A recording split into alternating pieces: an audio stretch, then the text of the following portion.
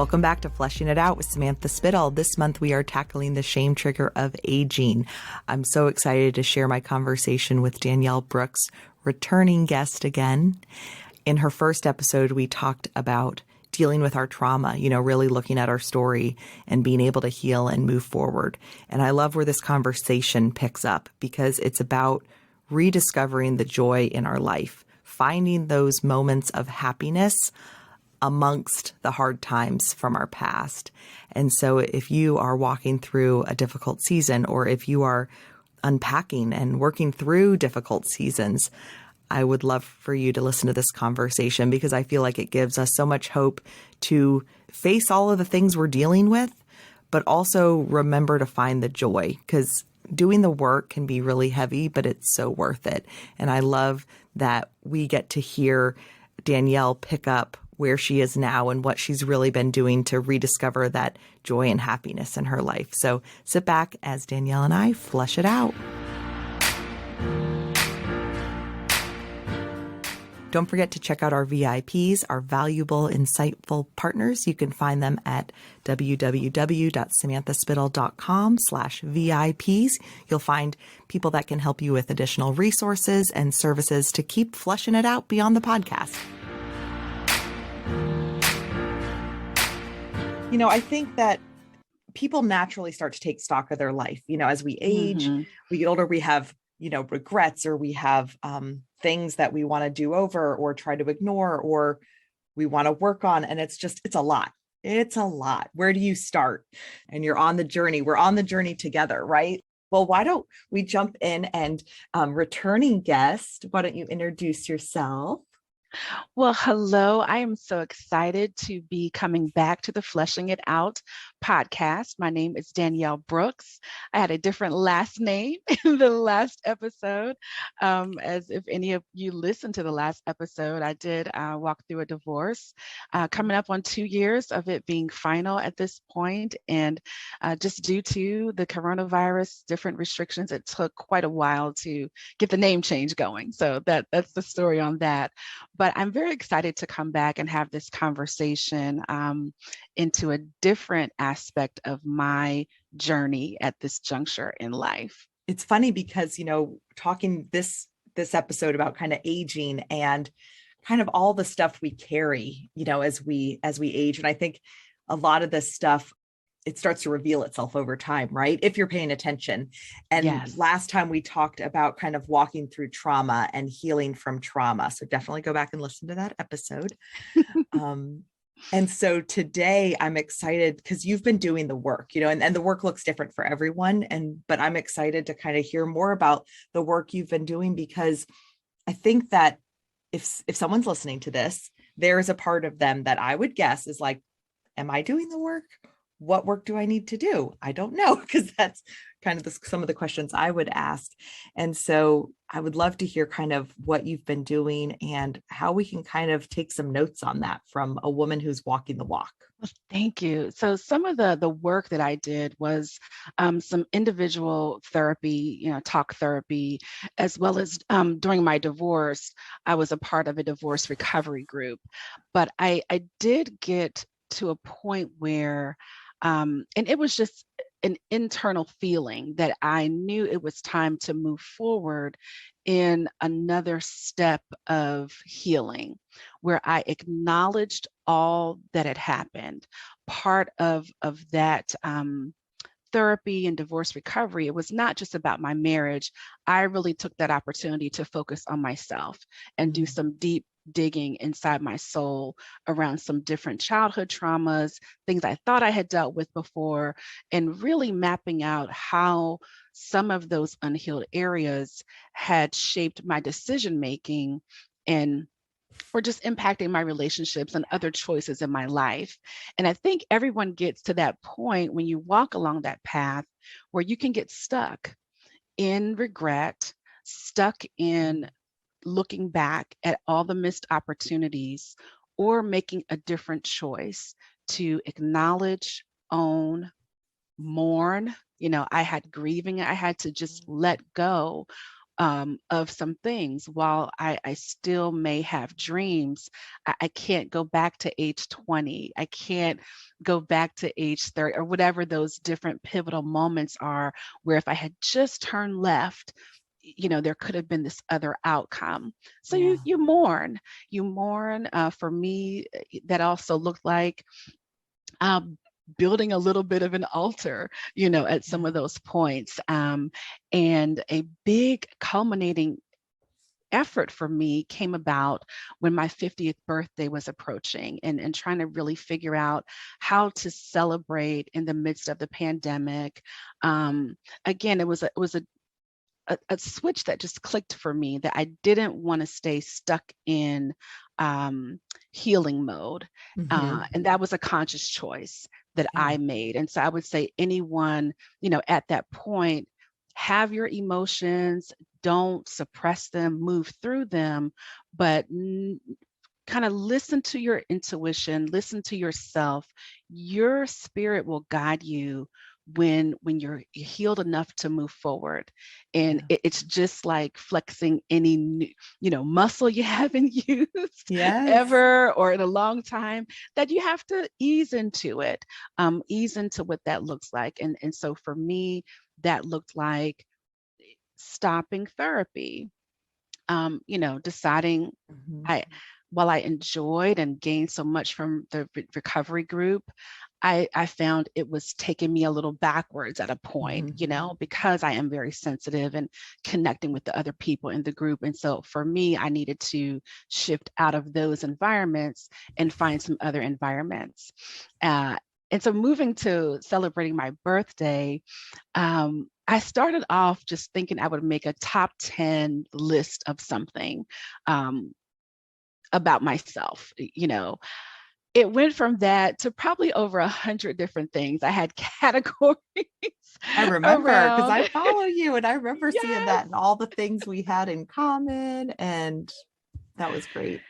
And I had so much fun, and it was good to think about, again, even as some of those moments that I look back on, they also had painful moments there as well, but it was good to look back and discover the joys that were there as well, and the simple pleasures that made me who I am, and maybe some things that I had forgotten. So I went down a path of, my favorite books and television shows and music, and different points in time, different people that had been positive influences on me.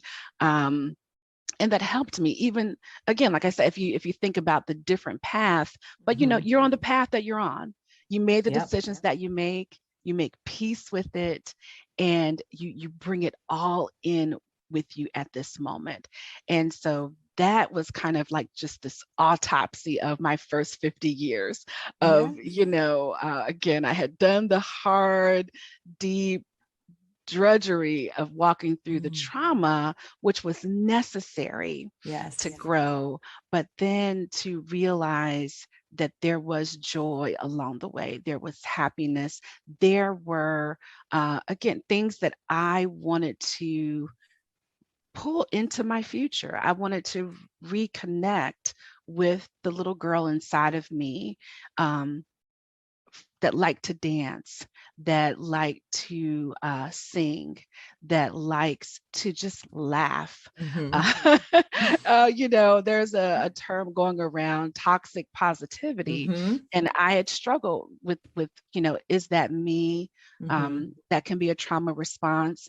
And again, part of infusing it together was getting healed enough to know if I was denying my reality, but also healed enough to understand that it's okay to be a positive person in this world. There are some things about me that, while trauma may have exploited it into a very negative space, some of those things about me are good, and they're right, and they're needed in the world. That's with like coping mechanisms. Something that our therapist had kind of helped me with is, in my brain, I think I got to this place that coping mechanisms are bad, because they are part of a trauma response. Right. And realizing that they obviously protect us and keep us safe. And, they, in and of themselves, they're not bad. You know what I mean? It's kind of just taking it to the extreme. But you Right. said something, acknowledging the grief that's involved when we unpack our stuff. And I think that so often we're afraid to unpack it because of that grief that we go through. But I often say the work is worth it. Other people say it too, the work is worth it. But Mm-hmm. it's hard when you're in the midst of that grief to feel that. And what I love about kind of your story and where you're at now, when we spoke before, you were you were doing the work, and I feel like you were starting to come out the other side. And now it's, probably a year, at least a year, maybe more Mm-hmm. later. And so to kind of just, I think when you have people that are on the journey, like ahead of you a little bit, it's Mm-hmm. that kind of, it's that turning back and cheering for the people still, that are in the race too, like, come on, it's worth it. And to be reminded that as we heal, we're able to find more of the good and the positive and to help integrate it. Cause it's so easy to just want to wipe out entire seasons of our life, especially the hard things, and finding those little nuggets of joy and realizing that they're part of us too. So it can all hold space together. Yes. Yeah, I think the grief was important for me because I was a person who did not have a lot of self-worth. I didn't Mm, feel like my pain was as bad as somebody else's. And so mm, I would tend to, again, in my positive nature, mhm. like it's not that bad, or, Oh you're yeah. okay, you're healthy, but you pulled through. And so it took me really getting, like you said, holding space for my Mhm. own grief to recognize that it's not a grief Olympics, it's not a Yeah. pain Olympics. Like I Yes. don't have to get the gold in trauma to be Nope. able to have grief or to be sad or to, Yeah. walk through a season of mild depression or whatever that looks like, that Mhm. I acknowledged that it hurt and allowed myself to feel those feelings was big for me. Um, I think talking more about it in a healthy way, Mhm. I think you have to find your people that can Yes. handle and hold space with you and for Yeah. you, especially now because so many people are going through so much. But I Mhm. was very fortunate to have a couple of really good friends that I, in some cases, was able to reconnect with. Yeah. Um, 'Cause that was something I grieved, with all in my marriage, and really in an unhealthy way had let go of a lot of deep, good friendships. And so Mm. as great as people are, they welcomed me back. In some relationships, it was like it never, like we never stopped Yeah. talking. And it was good to have people to just be able to process some of that with, to cry with. Um, that didn't feel the need to try to resolve anything or fix anything, just listen to me. Yeah. And as a woman of faith, I think it also helps to disarm the tools of the enemy, because Mm. anything that's in the darkness, he can use to keep Mhm. you in that shame space and keep you Yes. in the space of condemnation. And so when I could, be able to speak these things, to reclaim my self-worth, to know that I am a person of value, my pain is valid, I don't need the people that hurt me to validate it, but it's valid. It Yeah. removed a big portion of where the enemy was working against me, just in my mind Oh and yeah. keeping me kind of trapped in my mind. So I would tell anyone that's on the journey, to find those people. I call find your helpers. I prayed for, Yeah. like, God, show me my helpers, show me Yeah. the people that can bear this weight with me and Yeah. help me through this season. And I think that is important. Yeah.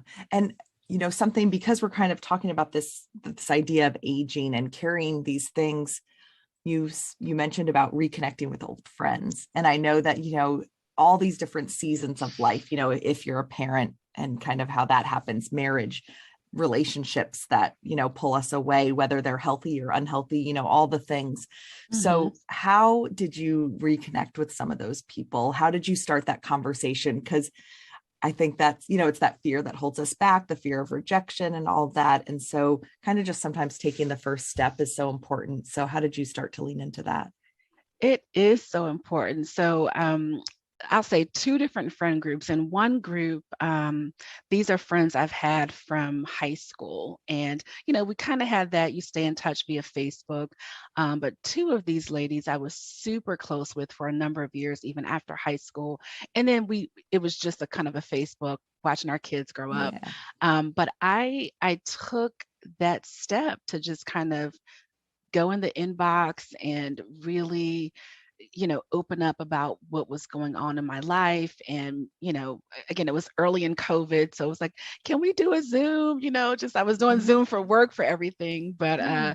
and they were so gracious. And we started at some Zoom conversations. And I'll just say, I think you hear that saying, hold on to your girlfriends because they might be Yeah. the longest relationships that you have Yeah. in life. And it was wonderful that we just picked right up, like we never stopped talking, and they Yeah. were so supportive of me. And then another group were some friends I had from college, and we had done some, girls trips and things Yeah. together. But like you said, life gets in the way. It's not always about unhealthy relationships, just life Yeah. gets in the way.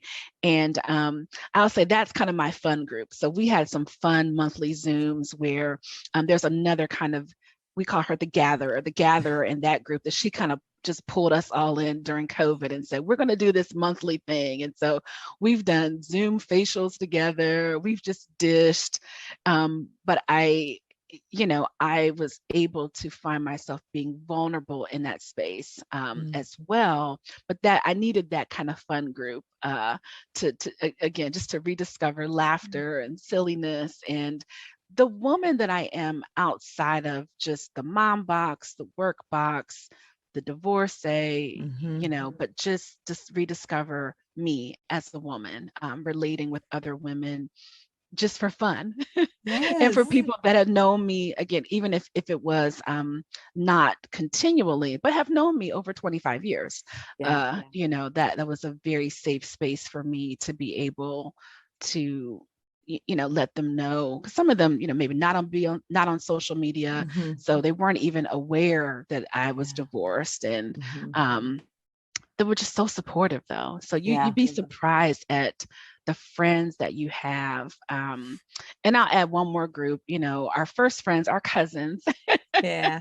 So my family is wonderful, and had opportunity to, have some cousin chats. So that was good Yeah. as well. I found similar reconnecting with older friends, after walking through a difficult season myself too. And I just I I was surprised actually at the healing that came from connecting with, Hmm. just friends who've known me for a really long time and through many different seasons of life, and kind of being open and vulnerable with things I was going through now. It allowed me to experience the joy with them, because we're kind of talking about this whole aging and integrating and whatnot. And I think when you're carrying a lot of heavy stuff, we put so much energy. And especially if you're doing, even if, you're doing the work of the healing and everything, it's so heavy. And when you are carrying it and you're trying to shield it, I think that expends so much energy. And I thought if I share the real stuff with people, it's going to be too heavy. It's going to be too negative. And what I found is that, and this was said early on in the podcast, I think with one of my first guests, Rebecca Bertram, about how when we share with others, it helps lighten the load. It Hmm. divides grief and Yes. and multiplies joy. And So good. man, this past year, it's just wow. The more I share with the trusted, safe people, the Hmm. grief stuff, it really lightens it. And then I'm able to make room for the joy. And I think we live in this culture where it's like, and you'd mentioned the toxic positivity, like, okay, if we just push it over here, keep it in this department, then we can have fun over here. Like, oh, it's so much better when it's all integrated. We kind of integrate it all. Yeah, and I mean, I'm laughing because I'm thinking about, I know there's nothing that's like TMI for your podcast, but even in, you have the lightening of your grief, but then practical things that, you think about aging and you feel like you're the only one having this problem or that problem. And so we have swapped like, girl, this is for my thighs, and oh, you can't sleep. And get this Yep. pill, take the collagen, like, and it's like, wait a minute, Yeah. oh, well, try these honey pot panty liners, because we need some extra assistance at this Hmm. age. Like, Yep. I had a whole conversation about the boob sweat since COVID because we're all wearing more comfortable clothes. And I told her, I was like, yeah, I'm the boob sweat, but I love these bras. They're super comfortable. And she was like, oh my gosh, I never would have said that. Like, I thought I was the only one. I was like, no, I know it's not just us because there's a lot more going on.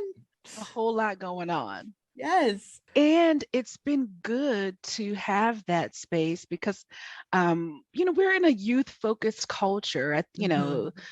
50s the new 40s, Yeah. all these things. And I think it makes it challenging just to feel comfortable at your age. Yeah. And, whatever it is, and embracing, I'm not saying, let yourself go, but just to let yourself be, Be to exactly. be Yeah. where you are at the age you are. So having those friends that have known you and being able to experience this life where we are together right now, Yeah. but they're reminding you of also who you are. So you can Yeah. have your evolving personhood, but Mhm. also be reminded of all the great, wonderful things that you possess and why they value you as a Mhm. friend. Is important. But yeah, we swapped all kind of honey lists. Like, oh, you can't sleep either. Oh, your thighs are rubbing together. What are the new spanks? What do we need? What How are the can we things? solve these problems? What are the things that no one's talking about that I need to know about? Yeah. Um, well, I was thinking about, we talked about kind of grieving, finding the joy again. And Earl, you had mentioned kind of this autopsy of life and how when you Mhm. walked through your 50th revisiting. So if someone wanted to say, okay, I'm doing the work, I want to rediscover the joy, how can they start doing an autopsy of their own life? Where I started was I like to write. I like to journal. So I really started with one question because I'm a naturally curious person. And so I kind of did my own self-coaching. And I just started with a kind of a prompt. When was the last time that I felt truly happy? And so where I Mm. started was a time when I was in the military, and I just listed like 5 or 6 things that were happening in my life at that time.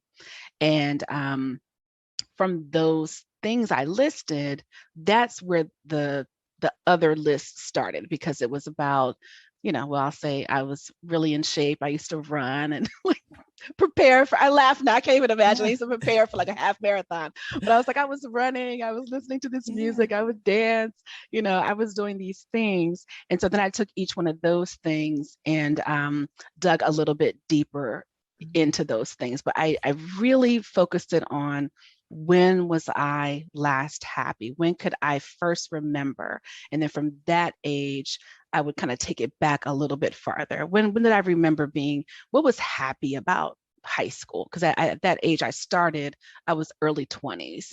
And then maybe if I wrote out a certain song, it was a reminder of some other event, the prom, whatever it was. And it was kind of this web of just my happiness journey in my Yes. life. That was my start point of my question. When was I last happy? What smells, what foods, Mm. where was I, and really taking the time to try to envision myself in those moments. And, in the world before we had 100 pictures for everything, you might only have 1 or 2 pictures. So it really was an exercise of taking myself down memory lane with a happiness filter for my life. I wonder, I'm curious now. So I feel like if we are not in touch with kind of, I don't know if reality is the right word, But if we're living in denial, we'll say, okay, just kind of Mhm. everything's great, always silver Mhm. lining, that toxic positivity, being in that Mhm. mindset, then everything's great. There's no problems. And then you start peeling back the layers and you're like, Mhm. wow, there really is a lot of hurt there. There is a lot of, Mhm. trauma. And like you said, that word trauma, it's not an Olympics. So that's just, I like the definition as trauma is anything we experience that we are not able to handle emotionally. So then Mhm. it's different to everyone. There's all different. Exactly. Yeah. And so we start peeling back that, and it can get to that negative space. And so I'm wondering, it's almost like the pendulum, you know what I mean? So you go from one end and it's like, everything's great, there's no problems. And then suddenly everything has that negative filter. So now Mhm. it's kind of not forcing yourself, but it's almost like finding the positives throughout it to help remind yourself that it's there too. And it can be simple Yes. joys. Like, we had this year with the Super Bowl, this halftime show, they said basically it's like anyone from 30s to 50s is like, yes, Yes. this is those It's great. teenage and college years where just life is good. And it's amazing how a Yes. song can just light you up. And I was scrolling Instagram the other day, and a woman had on Brandy's song. I don't remember if the title's right, but I think it was like Sitting Up in My Room or something. It's one Mhm. of her Mhm. early That's it. hits. Yes. And I was scrolling, and it was just, I didn't know the people. And I scrolled and I heard that, like, just the opening, da, da, Mhm. da, da, Dun, dun, dun. and I Yeah. went back and I watched this woman's whole video, her just dancing and lip syncing. And I even commented, I was like, just so you know, I literally like swiped, but then came back to you because I heard that song. Oh, and it just brought me back to when I was sitting up in my room thinking about you. Yes. Yes. I And I love thought it. I had the biggest smile on my face. And I was like, oh my goodness, like I need to rediscover that joy because, I Mhm. get sometimes so heavy that who would have thought just a simple song that I remembered, jamming out to is now Yeah. suddenly, I don't know, just kind of filling that part of me like, oh, she's still there. And that's, oh yes, yes, the she's still there. Kind of how can we find that little girl inside of us, that joy. Yes. So, but I love that Yes. prompt you started with too. When was I happy? When did I last feel truly happy? And I'll qualify it for myself. Yeah. I was a person, and we shared on the last podcast, I really was living life in the before times where I Yeah. thought I could just outrun my past, that I could Mm. achieve enough to just close the door on Yeah. all the icky stuff. And I had rehearsed my trauma story very well. Mm. I knew every person, every moment, every time I felt lonely, rejected, abandoned. I had that story down pat. And Mm. for me, it was the story of overcoming. Like I had all this stuff happen to me, and look at me now. I'm a Mm. veteran. I've achieved this. I have a master's degree. Yes. At that time I was married. Like I have two little perfect kids. Oh, And I was just gonna achieve my way out of my past, or again with the church, praise my way out of mm-hmm. it. It Mm-hmm. happened. Just suck it up. God is good. He Mm-hmm. redeems. But I never dealt with it. And so Mm. the happiness filter for me was to go back and reclaim the rest of my story, that my story of my origin is not only the bad, it's not only the trauma. I had to go back and, you know, pull the pieces of me from my childhood on, the happiness pieces, that the pieces that make up the whole. I am not just this, person that experienced all these terrible things and then got healed and now today. So that was part Yeah. of my processing, because that's how my Yeah. mind works, in a very compartmentalized kind of black and white thinking. So Yeah. I had to move through and break through again my own mindsets. And so that was part of it. And a big catalyst for that was Crystal Evans Hurst's book, She's Still There. And it's all about rediscovering the little girl inside of you. And, like I mentioned, I could tell my painful stories like nobody's business. But Yeah. doing that work to recover the happy parts of my childhood, the parts of me that just make me smile, and that Mm. it's not all gloom and doom. The gloom and doom is there, but there Yeah. there were other positive things as well, um, along the way. Yeah. It's funny with the happiness. And I was talking about the pendulum because I was thinking of like where I am. And for me, like I started EMDR therapy recently. Oh. And I've had headaches since I was a kid. And it's funny, you talked about how you had your story rehearsed, like not like you had rehearsed your trauma Mm-hmm. story. Mm-hmm. And I'm, as I'm unpacking my stuff, and I'm still kind of in the midst of it, but it's like, there's things that I can talk about. And of course, my coping mechanism, laugh, joking, and, lighthearted. But it's amazing because as I'm unpacking more, I'm realizing, wow, there's a lot of emotion tied to that. And so it's Mm-hmm. almost like the opposite end of the spectrum of what you talked about, where I didn't see any of my stuff as traumatic, as trauma. Ah, Everything was okay. just, oh, when this person said this to me, can you believe that? Ha ha ha. And then, Mm, now I'm sitting and unpacking my stuff, trying to get to the root causes of some stuff. And I'm like, wow, that's really painful. But like, yeah. you said earlier, it's that painful Olympics where it's, well, it's not as bad as XYZ or this or that. But I'm finally getting to that place with myself and my own healing where, oh, it doesn't, we're not comparing.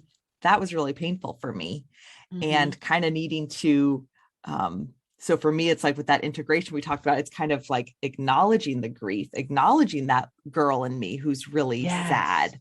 Um, and then it goes back for me with the pendulum, because it's like, oh, everything's fine. And then you go back and forth. And so I love the kind of I'm grateful, to hear your perspective. And then it's, helping me think. And if anyone's, for people listening, if they're thinking, how it's just so interesting how our stories can be so different, but we can benefit from all of the things, like we can learn from each other and kind of Absolutely. use those tools. So In my adult life, I was kind of where you are, where within my marriage, it was just like, oh, it's not that bad. yeah, And then I would, when I began to open up to people, just to see their face, like, oh my God, like, what happened to you? And you yeah, realize, like, oh, yeah, maybe that is why my chest, like I feel like I can't breathe sometimes. This was traumatic, or, yeah, this I stuff do is need to really pause hard. here and work through this. So no, I totally, Yeah. totally relate. Yeah. Yeah. Yeah. And the thing I feel like I've common see, it's this whole, the inner child. And, Mm. you said earlier about not wanting to be too woo, I don't want to go too far over here. And I always joke Exactly. with the podcast, the first season of the first, half of the first season, it's like, oh, okay, interesting. Okay. And then now I'm like, you guys, all the woo woo was right. It's all this inner child stuff. It's all this healing we have to do. So anyway, so that's why I always like, yep, it is all about that inner child. So tell me more about She's Still Here. So for, as people are kind of going through this journey, going through aging, integrating it all, how to kind of see that inner child. Sure, I will. So this author is a Christian author, Crystal Evans Hurst, and she shares openly her story of, she was a teen mom. She's a preacher's kid, a PK, Mhm. ended up being an unwed teen mom, and what that meant in that circle in terms of Mhm. feeling like this is your path now, just kind of put your head down and just be grateful that you didn't get, kicked off the planet because you messed Yeah. up. Yeah. And coming into her 40s and realizing that she still had dreams and that God could redeem even those parts of her story that someone might think would not give glory to God. That if she turned it over to him, he could get glory from it. And so it's about having compassion on the little girl inside of you. And that's the little girl all the way up to whatever age. It's not necessarily just, it's starting with that young inner Yeah. child, whatever those different things that were spoken to you. Like you said, some of them maybe no one meant it to harm you, how siblings joke around Yeah. weight or, whatever those issues are, but realizing that sometimes it imprints upon you. And Yeah. it causes you to react and respond differently all the way through your life. So she kind of guides with her own story, helping, women are her audience, Yeah. to really have compassion on the little girl inside of you. Number one, for what she didn't know, Hmm.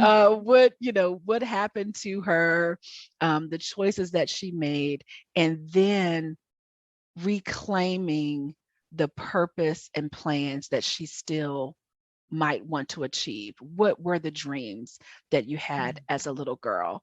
And she's a firm believer in, as long as you are still living on the planet, you have the opportunity to realize dreams. It may not Yeah. look like what it could have looked like, again, if there are different physical limitations or what have you Mhm. at our age, but that we don't have to feel like our dreams are dead because we didn't accomplish them at 25 or 30. That as long as we're here, we can find ways to still have value, to still find purpose, to learn new things, to find those things in our childhood, make sense of them, heal from them, but also glean the maybe the dreams we left behind because of, again, bad choices, what Yeah. happened to us. But no, we don't have to accept that we can bring her on into our current phase of life that we're Yeah. in and have her right there alongside us, cheering us on as we, conquer those demons, but also as we grow, learn, and move into purpose. And we're not starting, at a lack. We're starting with wisdom. We're starting with all of these Mm. experiences that can help us go farther, faster when we embrace all of that. And so for me, that was huge because I was a compartmentalizing person. And I Yeah. think that's why things always felt so hard, because I wasn't willing to bring and integrate all those pieces of me, and to get comfortable with all of it and to be confident in who I was. So that book was wonderful to help me get to that space. And I think just at a certain age, you can either succumb to this youth filled Hmm. world, or maybe just our culture. I don't know. I'm in America. Or Yeah. you can say, yeah, bring it, bring it. Yeah. I have Yeah. all my age, wisdom, experience. I'm bringing it all to bear. I am fully embracing every aspect of who I am, what my life has, unfolded, and I'm ready for the next thing. Just bring it on. Love that. So what is life? So as we're wrapping up, what does life look like? What's something that's either changed or you've leaned into more now that you've embraced this kind of integration of all the things, all the work you've done? I mean, one major thing, just thinking about aging, is being fully comfortable and confident in my age. God bless anybody who doesn't want to share their age. I'm happy to say I'm 50. I think with the amount of lives lost during this pandemic, Mhm. I'm never going to be ashamed of my Yeah. age, that I am. It has also given me just confidence. I have a confidence. My journey with the lack of, feeling whole or Mm. feeling worthy, I would operate in this very false humility, like, Mm. just beneath. Like, I didn't want to bring too much attention to myself because I didn't want to feel like I was operating in pride. But then I realized that that's pride. I can have confidence in who God created me to be, and it's about His creation. I'm His Yeah. creation. So I'm bragging on what God is doing. It's not about me. And so I'm going to fully embrace every gift and skill that I have and no longer shrink back. And what that looks like is, I'm a part of a sorority, one of the Divine Nine African American fraternity and sorority organizations. I've moved into leadership in a local chapter that I'm a part of. I have done more public spoken word things. I write poetry. I've for many years would never say that I was a writer, that I write poetry, but I'm not published, but I'm a writer and I'm a poet. And You I are. perform it, and I do it unapologetically. And professionally, I recently went for a promotion at work, and it took, I applied on the very last day that the job had been open for like 30 days because I really was still feeling like, oh, I don't know, I'm still kind of new in this nonprofit space, but I had to remember you're not new to this. You have 25 years of professional experience. They've trusted you with this position. You are qualified. And I mean, I had to talk myself through it. Yeah. Yes. And I recently got promoted. So I'm happy about where I am. And I think just as we embrace all of who we are and bring all of our experience to bear, it just frees you up in a way to go after things that you may have felt either you missed the time, that a time has passed for you, or you didn't feel, you were worthy of. So I'm at a place where it's like, go time, go for it. Hey, congratulations on the promotion. And I love Thank hearing you. all the things you're doing. This is such a perfect way. As I said earlier, the work is worth it. To walk through the difficult seasons, to revisit those seasons in order to heal, to dive into the things we need to do to reclaim our joy and find that little girl. I think it's just such beautiful to see you on this journey. And I look forward to continuing to see and follow you. And I just thank you so much for sharing, your story and a window into the work you've been doing and the joy that you've reclaimed. So thank you so much, Samantha. One final book recommendation is Everything Belongs by Richard Rohr. It's a contemplative prayer book, but it helped me really integrate my Christian beliefs along with other, just tapping into my spirit and the things that wouldn't let go. And maybe people have those moments, seeing sequential numbers, or, you just wake up with the same thought in the middle of the night. And, was it pizza? Did I just watch a show? But really being able to tap into your spirit, again, not in this far out way that, might be fearful, but really understanding and expanding our capacity to understand our place in the universe, and to again open ourselves up to that internal intuition that is leading and guiding us. It's not scary. You don't have to, you're not selling your soul out to anything, but it's really, his work really helped me make sense of all that, and again bring all that into who I am now. That I'm still a woman of Christian faith, but I look at signs. I don't just look at them as coincidences or things that I won't, just pass by, but I take notice more of those different things. Yeah. I remember when you shared your journey, leading up to 50. And I think there's just such power in the things we're learning along the way. And so many people are curious, sitting on the sidelines, wondering about their own journey. And I think just knowing that other people are doing the work and it's worth it is helps us all along on our own paths. So thank you. Thanks for listening to Flushing It Out with Samantha Spittle, where we explore growth and healing through vulnerable conversation. Our hope is that you feel seen and find tools for growing resiliency and tackling your own growth and healing. Be sure to subscribe and check out the VIPs and other resources at samanthaspittle.com. This has been a Spitfire production.